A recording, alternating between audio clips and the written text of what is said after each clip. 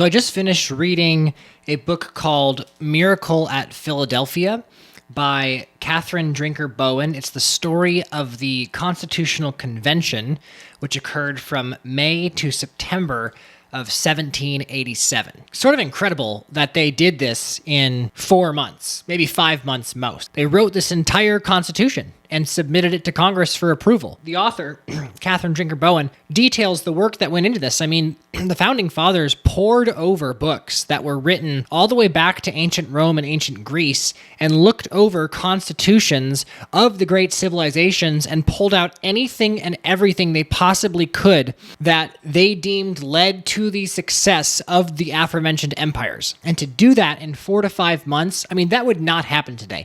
If America came out and said that we are making a new constitution, the government today would be like, yeah, we're going to try to get this done in 4 years. God help us. Something that stuck out to me was how unlikely it was that they were to come to a resolution. I often think of the Revolutionary period and the Founding Fathers as a cohesive unit that agreed on not everything, but the things that truly mattered in moving the revolution, the American Revolution, forward. And while they did show unity in the end in approving the Constitution, there was a lot to discuss in the ideas that were presented at this Constitutional Convention. And many of the names you're probably familiar with are featured in this book. We've got George Washington, John Adams, Alexander Hamilton, Thomas Paine, Benjamin Franklin.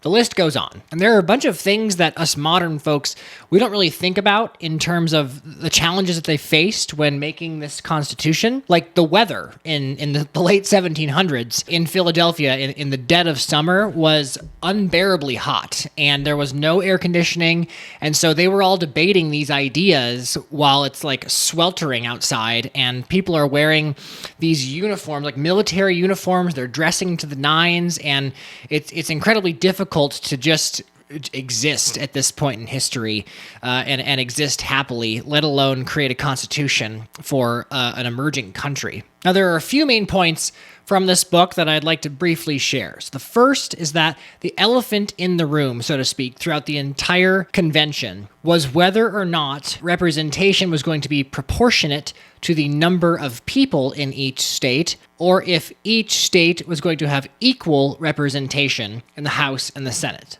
The small states, like Rhode Island and Delaware, were debating against the bigger states like Pennsylvania and Virginia, because of course, if you're Rhode Island, you're thinking, well, we're just going to get crushed by Pennsylvania then, because there's so much more people in Pennsylvania than there is in Rhode Island. And this debate is the main thread that's running all throughout this book. It's the debate that no one wants to have because it's so contentious that they don't want to have the convention be divided all of the time. The small states threatened multiple times that if they decided that proportional representation is how they were going to do things, they decided that that would be a non-starter. Of course, they finally end up having to touch it, and that's when we get the Great Compromise. And the Great Compromise obviously ends with our current situation with government, which is the population of each state is proportionately represented in the House of Representatives. And in the Senate, each state elects 2 senators, so there is your equal representation. We may not have even had the country that we have today if the big states would not have compromised in the way that they did. Point number 2 that I thought was very interesting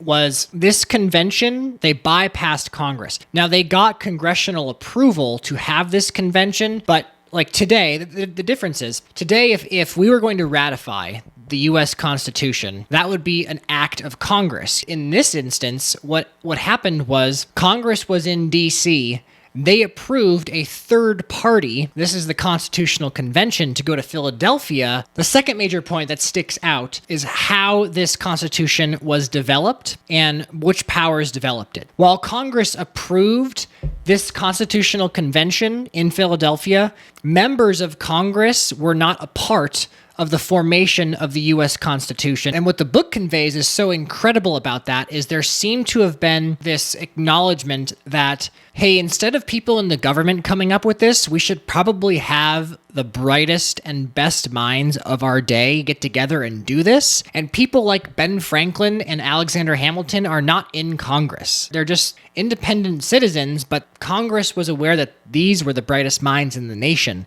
and they actually let them go off and do this. But the third point that stuck out to me from this book is that an incredible spirit of compromise sort of fell upon this convention. The willingness for the Federalists and the so-called Anti-Federalists to come together and hammer out their differences. There was no other way that it could possibly have been done. It's hard to convey in words how improbable it was, but the fact that events turned out the way they did, it's crazy that happened, because so many things had to fall in place for events to unfold as they did, that it's a miracle that they did. Hence the title of the book. Wow, look at that. Look at that segue.